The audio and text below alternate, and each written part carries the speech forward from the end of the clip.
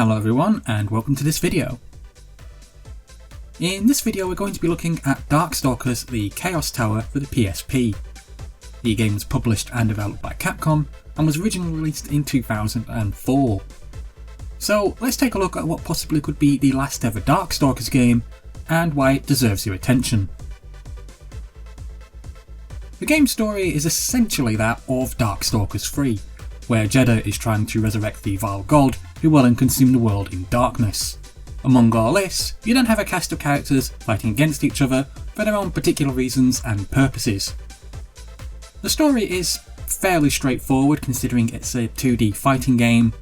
Realistically, it doesn't need to have a deep or complicated plot, because really it all just boils down to two characters fighting each other and nothing else.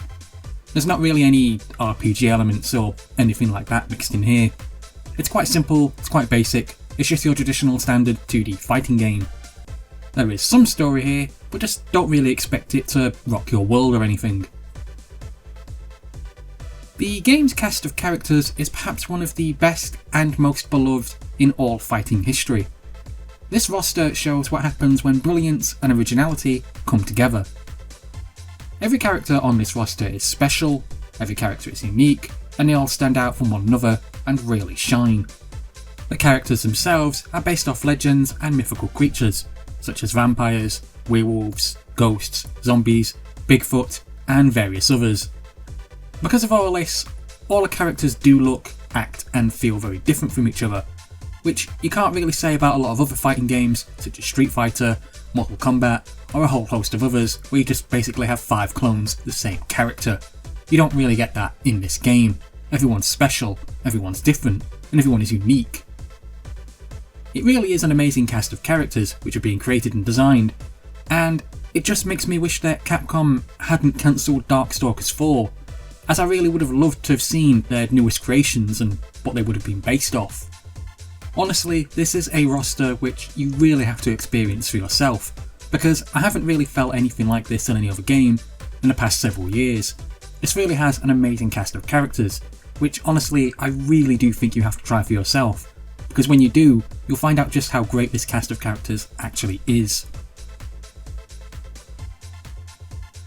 The gameplay is your standard 2D fighting game, so it's essentially beat up the other character within 60 to 90 seconds and within 2 rounds. The more characters you beat, the more the story progresses and the harder the CPU opponents become. You then defeat the last boss and are given a very short ending, followed by some very long credits. There are a few other modes that the game has to offer, such as your standard versus and online mode.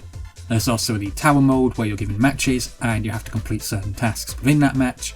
If you do this, you then unlock special artwork or other hidden items. The game itself is actually a port of the Japanese only Dreamcast release of a game called Vampire Chronicles for matching services, which in turn is a version of Vampire Savior that allows players to choose from their fighting style from all the past previous Darkstalkers games. So it's essentially a port of a Dreamcast only release of Vampire Savior, but slightly updated, so that now that you can use the moves from Darkstalkers 1, 2 and 3, and a couple of the other ones. The game's graphics are rather nice, especially for this PSP title. However, I personally never really feel that the game's graphics have ever really improved since Darkstalkers 3. The graphics are nice, and each character has a ton of frames, and none of those frames have been cut back like what the PlayStation 1 version of Marvel Superheroes had done to it, for example. So because of this, each character is very well rendered, and all of them are very beautifully well drawn and laid out. The look, appearance, and everything else graphics wise from the Chaos Tower are nice. It's just I feel that they really could have done better, and it almost feels possibly rushed for release. When you look at games such as Marvel vs Capcom, for example, Felicia and Morrigan look much better designed in that game than what they do in the past Darkstalkers games. It would have just been nice in this release to have possibly had all the characters better animated and possibly a little better designed. I'm not saying that the appearance or the graphics are bad in this game, I just wish that they could have been a little bit better than what they actually are. The areas in which the characters interact are all very well done.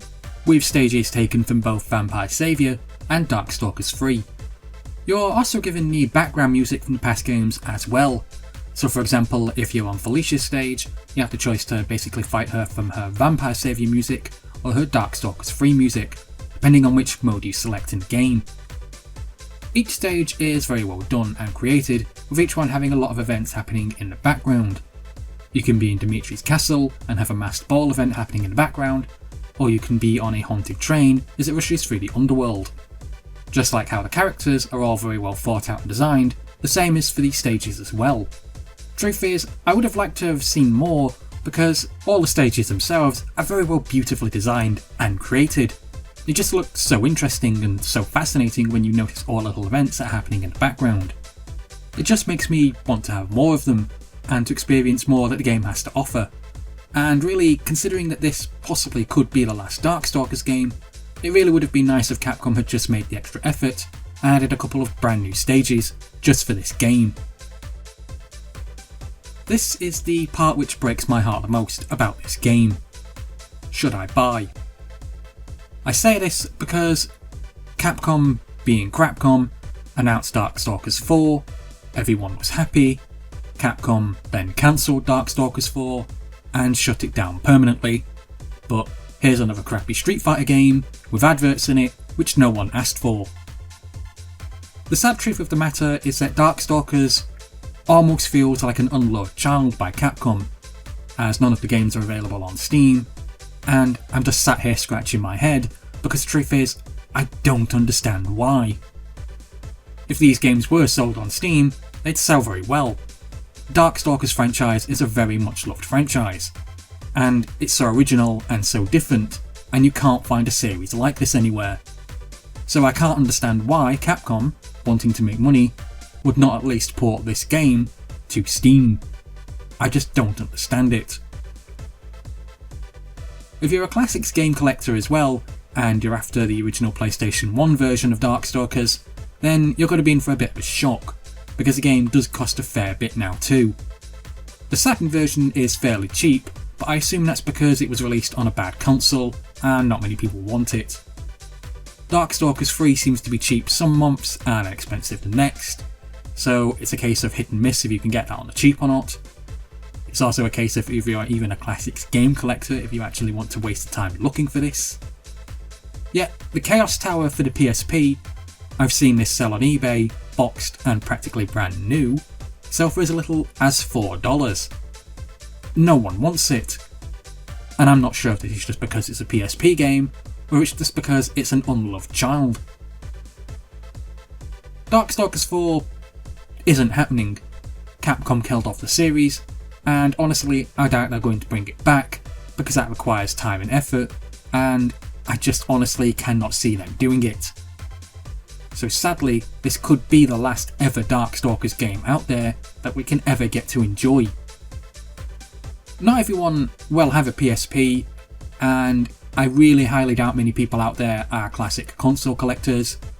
So really, if you're wanting to enjoy this game, your only real options are to either 1, wait and see if Capcom ever do release a game on Steam, which I highly doubt, or to basically buy the PSP release, make a dump file of the game, and then see if you can play it on your PC via emulation.